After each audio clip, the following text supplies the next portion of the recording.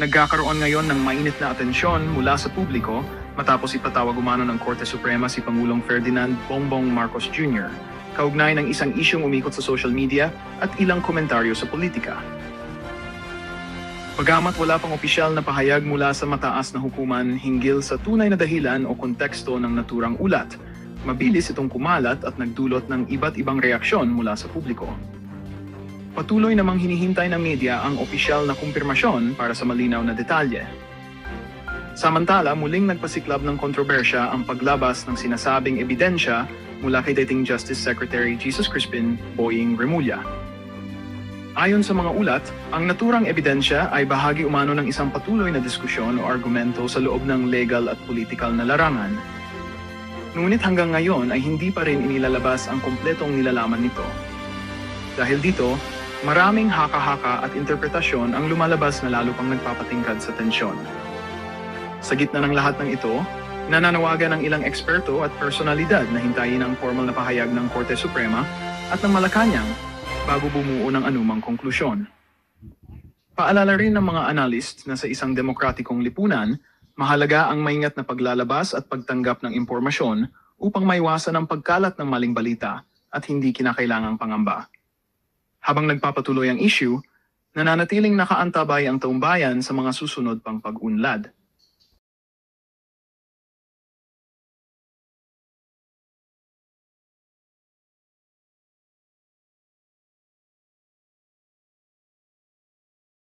Kaya lang, laki sa layo di ba? Ayan, mga kareaksyon. Ito daw mga kareaksyon. November 16, 18 INC rally is not supported by the Roman Catholic Church. Kaya mga kareaksyon, nauubos na itong mga katolikong to eh. May mga mabubuting katoliko, may mga hindi mabubuting katoliko. Bakit kailangan mo pang isulat yan na it's not supported by the Catholic Church? Sino sinusuporta ng Catholic Church? Yung mga magnanakaw tsaka yung mga addictus. Yung mga magnanakaw tsaka yung mga addictus. O yung mga ano dyan, mga paring mga malilibog. Yung mga paring maraming babae, mga animal kayo. Yung mga paring maraming babae lang ang mga animal kasi sinasabi nila sila yung mga celibacy. Hindi nag-aasawa, pero babahero, mga... Marami pong mga paring mga animal. Tandaan po ninyo yan, ha? Hindi lahat ng mga nakasuot ng habito o tinatawag nating suot ng mga pari ay mga anghel yan. Marami sa kanila mga may pagkademonyo. Hindi. Real talk lang po tayo. I-comment po ninyo sa comment section kung hindi kayo naniniwala sa akin. Maraming pari ang may pagkademonyo. Pagtakin mo yan. Sasalabat ka pa dyan na hindi ka... Maraming mabubuting katoliko. Maraming mababait na pari. Maraming magagaling na pari. Yung pari na gustong-gusto si Duterte. O yun, meron na mga yun, passport sa langit. Yung mga paring pabor dito sa nakasulat na to, sila yung mga kampon ni Satanas. Mga kareaksyon ako, ano lang tayo, real talk lang tayo. Nakikita nyo po yung mga pari tsaka madre ngayon? Nakikita niyo yung march yung sa November 30? Ayaw po nilang bumaba si Bongbong Marcos. Ayaw nilang bumaba si Bongbong Marcos, mga kareaksyon. Ayaw nilang bumaba. Kung ayaw mong bumaba si Bongbong Marcos at alam mo magnanakaw at wala na sa kanyang sariling pag-iisip, sinabi po yan ni Amy Marcos. Ayaw mo pa siyang bumaba, di makademonyo ka. Dinidemonyo na yung bansa mo. Ano nang ginagawa? Sa bansa mo, ninanakawan ka na, yung mga paring yan. Ay, mga paring yan, mga kampon. Yan, ayan pa mga kareaksyon. Tulungan na lang natin ang Pangulo. Naku mga kareaksyon, 6 na taon nating siyang ibinoto, ayaan natin siyang magsilbi ng 6 na taon. Alam po ninyo, nung una kong makita ang pagmumukha nitong babae na to, anong pangalan nito? Clarita rin ang pangalan nito, Clarita. Alam po ba ninyo nung nakita ko yung... Hindi, totoo po to mga kareaksyon, totoo to. Noong unang-una ko nakita ang matandang yan sa SMNI, sabi ko, sana pulot ang matandang to. Profesor, sabi ko. Bakit pinasikat itong Clarita Carlos na to? Hindi, totoo.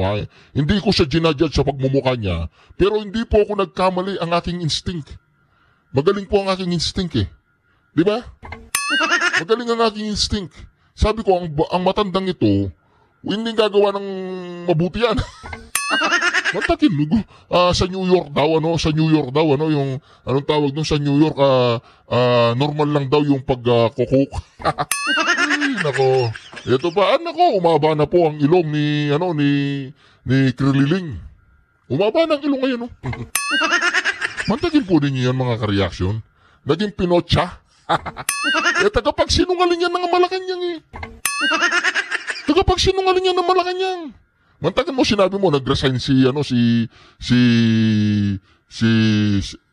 Supreme Court Justice, Chief Justice, Bersamin. Sasabihin mo na nag-resign siya? Hindi naman pala. Nung tinanong ka, ang sinasabi mo, yun ang balita, gustong ipabalita sa'yo ng Malacanang. Ibig sabihin, tagapagsinungaling ka. Ayan, kailangan pangalan mo, Claire Pinocchia. Hindi Pinocchio, Pinocchia. Diba, Claire Pinocchia? Sabay-sabay po tayo. Claire, sabay-sabay. Claire. Hindi ko kayo naririnig eh. Ulitin natin. Claire Pinocchia. O yung iba, hindi nagsabi ng Pinocchia, ha? Ulitin natin, isa pa. Claire Pinocchia. Yan ang sinasabi natin yung mga kareaksyon. Yan pa, nako mga kareaksyon. Yan ang pinakamalupit na picture na reaksyon natin ngayon. Nabubulol-bulol na ako pero hindi po ako nagkukuka. Siyempre, Duterte to Duterte. I hate drugs. Hindi talaga ako makatulog. Paano tayo nagka-ganito? Anak ko mga kareaksyon. Hindi po niya alam pa paano tayo nagkaganito. Hindi na po siya nakakatulog mga ka-reaction. Hoy, Bongbong Marcos! Umuwi ka na, boy! Pinapauwi ka na ng ate mo! Ano bang ginagawa mo dyan? Pinapauwi ka na ng ate mo! Umuwi ka na daw! Oo! Hindi siya galit! O basta tumuwi ka na! Hindi ka niya papaluin! Nag-usap na kami! Hindi ka niya papaluin! O basta tumuwi ka lang daw basta tumuwi ka na. Walang problema. Nasa katinuan ka. Wala ka sa basta importante umuwi ka na daw. Sabi ng ate mo, oy. Umuwi ka na. Bongbong Marcos. Huwag ka na maiya sa ate mo. Hindi ka niya papaluin. Hindi ka pipingutin. Nag-usap na kami. Basta tumuwi ka lang daw. Gagamutin ka niya. Hindi talaga ako makatulog. Paano tayo nagka-ganito? Naku. Mahirap na po yan mga ka-reaction. Medyo grabe na po yung hindi daw siya nakatulog. Iniisip niya paano tayo nagkaganito. Kasi mga ka-reaction, sa ayaw at sa gusto ni Bongbong Marcos, bababa siya. Sa ayaw at sa gusto ni Bongbong Marcos, bababa siya. Kasi hindi na niya kayang gobyerno nito. Not unless talagang wala na siya sa kanyang sariling pag-iisip at kunyari, presidente siya, yung parang robot na lang siya, ganun, pwede yun, hindi siya bababa. Pero kung may masmasan nito, mawala ng tama, baka bumaba yan, oro mismo pag bumaba yung tama niya, oro mismo bababa yan. Kasi talagang palagay ko gusto na rin niya magpagamot eh. Palagay ko lang gusto na rin niya magpagamot, kaya lang hindi ko alam may kumukontrol sa kanya, walang kumukontrol sa kanya. Ito pa, nako, isa pa ito mga ka-reaction, nako, without insertion, with billions, nako. Yan ang sinasabi natin dyan eh, o diba? Dito, without insertion, si ano pa lang ang nag-i-insert dyan, si Llamas. Ini-insert niya ng mga ideas, ng mga principles. Si Llamas pa lang ang nag-i-insert sa kanya dyan. Nag-i-insert si Llamas ng mga support, moral support, ganon. Ini-insert ni Llamas sa kanya yun. Pero dito iba na yung ini-insert niya. Billions insertion. Congratulations naman na Risa virus. Ay, Risa, ano pa? Antivirus. Nako ito na. Away na magtita, mga ka-reaction. Away na magtita to. Mga ka-reaction, medyo gumagrabe yung awayan ng magtita, mga ka-reaction ha. Medyo, ako, minsan ayaw ko na makisawsaw dito eh. Kaya lang kailangan kong makisawsaw eh, kasi itong dalawang to, pinapasahod natin itong dalawang to eh. Ang sahod nila, yun ang mga tax na binabayad natin pag kumakain tayo sa mga fast food eh. Yung VAT ba yun? Yung VAT? VAT, no? Anong ibig sabihin ng VAT? Hindi nyo alam ibig sabihin ng VAT? Hindi nyo alam? Ako hindi ko na inalam kung anong ibig sabihin ng VAT eh. Wala naman akong magagawa eh. Basta VAT, may VAT, gano'n. VAT, tax, VAT, gano'n. Reaction, grabe na po nangyayari. Ayan, ako, ito na, dito na po sumasaya ang usapan, mga kareaction. Grabe na po ito, warrant of arrest para kay Revilla, Co, Binay, Escudero at Estrada. Ilalabas na ngayong Disyembre. Ombudsman Remula. Nako! Una pang makukulong itong mga senador. Nako! Hindi na yata sila magpapasko sa kanila. Sa kulungan na sila magpapasko. Nako! Una pang makukulong itong mga senador na ito, mga kareaksyon, kesa sa mga mastermind. Yung mga mastermind, paikot-ikot lang siya, basta singot na singhot. Yung isa naman, balita ko, anak din niya yung isang anak ni Lisa. Kaya lang, hindi ako naniniwala doon, chismis lang yun. Ako, magbalot-balot na kayo. Kung totoo po ito, mga kareaksyon, malaking gulo po yan, mga kareaksyon. Pag, umpisa na po natin ang ating mga video, ha? Naiinip na po ba kayo, mga kareaksyon? Naiinip na kayo? Umpisa na po natin. Hard pass na po si RSA, but still, kailangan pong pag-usapan kung legal ba itong niluluto o manong government reset. Nako! So ano po ba yun? Is there such a thing as a caretaker? Well, there is no such thing as a caretaker sa ating konstitusyon. So yung linuluto nila na yung civilian military junta, illegal ho yan. Illegal. Hindi lamang labag sa ating konstitusyon, kundi labag din ho yan sa mga criminal laws natin. O, diba? Ang gusto nilang iluto ngayon, si RSA ang maging presidente. So, criminal law, illegal ang gusto nilang gawin. Ayaw nilang paupuin si Sara Duterte dahil ang gusto nilang paupuin si Ramon Ang. Si Ramon Ang ang gusto nilang paupuin, hindi si Sara Duterte. Nako. Ang mahirap po kasi sa mga yan, alam mo, Bongbong Marcos, kung ako sa'yo, tawagan mo na si Amy. Sabihin mo, isama na niya si Sara. Mag-usap-usap na kayong tatlo. Para kung sakali, bago ka bumaba, pauwiin mo ang Pangulong Duterte dito, at tapos magiging state witness ka, Bongbong. Magiging state witness ka na ikaw yung mastermind. O, di ba ganun yun? O, magiging state witness ka, ibalik mo lahat yung pera kung sakaling ikaw man ang kumuha. Tapos, sabihin mo, paano nyo ninakaw, ganun-ganun, sino mga kasama mo. O, state witness ka, pero ikaw yung mastermind. Lahat ng mga kasama mo, sabihin mo. Pero ikaw yung mastermind, ikaw yung mastermind. Tapos, hindi ka makukulong, di ba? Ganun lang yun. Marerehab ka nga lang, hindi ka makukulong. O, di ba? Pipiliin mo na yung rehab, di ba? O. Revised Penal Code. Hard pass na po si RSA, but still, kailangan pong pag-usapan kung legal ba itong niluluto o manong government reset. So ano po ba yun? Is there such a thing as a caretaker? Well, there is no such thing as a caretaker sa ating konstitusyon.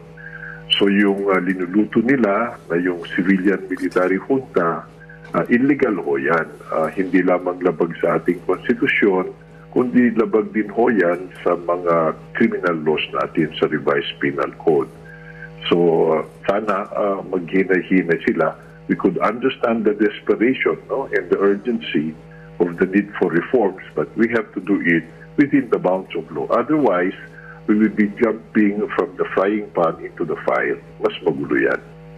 Okay, so there is no such thing. Pagka ganyan po ba, hindi ba't mayroon namang succession na kinikilala ang saligang batas?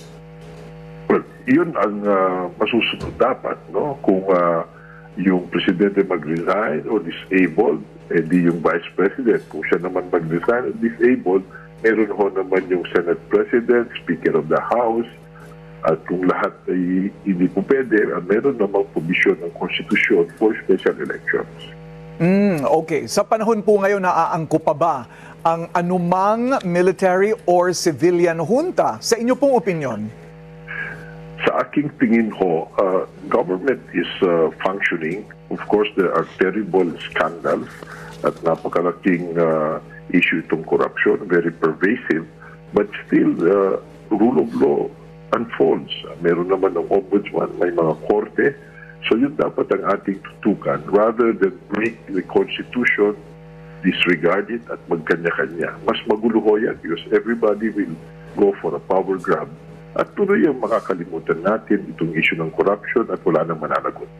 I think ang problema po ay yung sagot sa tanong na what if the people lose its faith in the judicial system at hindi na po naniniwala na ang hustisya ay kanilang makakamit sa ilalim ng kasalukuyang administrasyon. Well, that is true, and that's why we've been advocating for justice police kasi kasama rin ang judiciary dito sa problema. But iba ho kasi yung civilian military junta at saka yung tinatawag na direct people's action of the people. Yung experience of constitution, that it would take a popular uprising, hindi ho yung a certain clique or a certain elitist group lang ang magmamando. That is totally different. Okay. Maraming salamat po sa inyong oras, constitutional law expert Domingo Cayosa. Ayaw na ayaw po talagang paupuin itong si Sara Duterte ang mga trantado kung ano-ano naiisip nila. Mantakin mo yan, naisip nila na paupuin nila si Ramon Ang. Saan mo na, saang lupalop ng konstitusyon yun? Napipili ka ng isang businessman na pinakamayamang businessman sa Pilipinas, tapos tatanggalin mo yung isang presidente. Iuupo mo si Ramon Ang? Hindi si Atong Ang, ha? Si Ramon Ang, naku mga karyaso. Saan nakasulat sa konstitusyon? Di ba ang succession ay si Sara Duterte? Wala na po mga karyaso, nahihilo na. Hindi na raw makatiis ang mga bigating negosyante sa ingay sa politika. At dahil tablado na ng militarang ideya ng junta, ay gusto raw nilang maging stabilizer ng gobyerno. Si ultra-bilyonaryo Ramon Ang. At narito ang agenda report ni Ivy Reyes. Sa gitna ng mahinang turnout ng GDP ng bansa ngayong quarter at mga panawagang magbitiw sa pwesto ang Pangulo, may namumuo umanong desisyon sa loob ng elite circle ng mga negosyante na itaguyod ang pangalan ni ultra-bilyonaryo Ramon S. Ang ng San Miguel Corporation bilang isang consensus caretaker. Ayon sa source ng Billionaire.com, naniniwala raw ang ilang business tycoon na maaasahang leader si Ang para manumbalik ang investor confidence at stability ng bansa. Siya raw ang tatayo bilang stabilizing figure matapos ang isang sinasabing government reset hanggang sa susunod na eleksyon sa 2028. Pero para kay law dean and columnist Mel Santamaria, unconstitutional at illegal ang pinaplano umano ng mga business circle. Sa panayam ng Billionaire News Channel kay Santamaria, wrong timing daw ang mga ganitong galawan. Dahil mas malala ang magiging resulta ng ganitong pagpapalit liderato. Sinubukan nating kunan ng pahayag ang Malacanang tungkol dito pero hindi pa ito sumasagot sa ngayon. Umabot na kasi sa palasyo ang flood control scandal matapos ituro ni dating Congressman Zaldico ang Pangulo mismo bilang utak ng multi-billion peso insertions sa 2025 budget. Ang resulta, kabi-kabilang protesta at may bali-balita pa nga na foreign-funded ang ilang mass demonstration. Sa ngayon po, mismo ang pamunuan po ng AFP ay sinabi po sa atin na continuously nagche-check po sila at closely coordinating with the PNP regarding this. At kung ito man ay may katotohanan, kapwa Pilipino, kung may katotohanan at makikita po sa kanilang pag-iimbestiga na foreign funded itong kanilang isinasagawang rally, masasabi po natin ito'y pagtataksil sa bayan. May guluman sa politika, hindi raw dapat tayo pinaghihimasukan ng ibang bansa. Para sa agenda, Ivy Reyes, Billionaire News Channel. Thanks but no thanks. Hard pass si ultra-bilyonaryo Ramon Ang sa niluluto umanong government reset, kung saan siya raw ang napupusuan bilang caretaker. Paglilinaw ni Ang, hindi siya papasok sa politika. Kilala si Ang na taga-suporta ng gobyerno at gumagawa ng mga proyekto para sa ikabubuti ng mga komunidad. Anya, dito siya higit na makatutulong at dito siya mananatili. Dagdag ni RSA, bagamat maraming hamon ang kinakaharap ng bansa, ang pag-asenso nito ay hindi dapat iasa sa iisang tao. Nagpasalamat din si Ang na San Miguel boss sa lahat ng sumusuporta sa kanya. Manatiling nakatutok sa Billionaire News Channel. Sumubay. Nako, talagang Nahihilo na po ang mga kalaban natin, mga ka-reaction. Nahihilo na mga tarantado. Paupin mo si Ramon Ang. Walang iya kayo. Gusto na niya naman turubuin ng mga Pilipino. Ano na naman ang pumasok sa kukote ninyo, mga cokehead kayo? Ano na naman pumasok sa kukote niyo? Si Ramon Ang talaga, si Ramon Ang ano pagtripan ng mga adik. I was fascinated, Karen, by your interview with Mike Defensor. It is so chilling. But I mean, of course, that Gutesa is the only one who actually implicated Martin Romualdez. And all of a sudden, he has disappeared, he has recanted, etc. I think it's a terrible thing. I think Mr. Romualdez must be, or his interview with the Infrastructure Investigation Committee, the ICI, should be publicized. So I want to know how gentle the investigation committee was with him, or how harsh. They promised. Didn't the ICI promise to bring out their previous interviews? They interviewed Martin. They've interviewed Pangandaman. I still haven't seen that, and I am dying to see it. You should, as your, with your influence in media, you say, when can we see the tapes of this?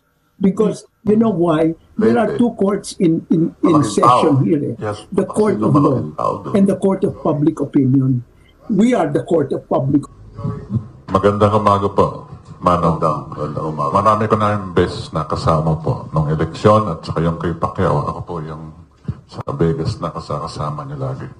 I am representing Kababayan LA. Nandito po kasi ako ngayon sa Pilipinas. Meron pong mga kwento-kwento doon sa Filipino community na baka daw magkaroon ng martial law ulit. Possible po ba yun? O babagsak din sila kung declare nila martial law. Kasi daw po, may intervention na naman tong mga Amerikano sa atin. So, babagsak sila. Sa Korea, ginawa na yan. Declare na martial law, wala pa isang araw, tanggal na siya. So, ganun din mangyayari, kagaya nung tatay nila, nag-declare martial law, natanggal din. Okay na po. Maraming salamat. Ayaw po Pilipino pa-under ng martial law.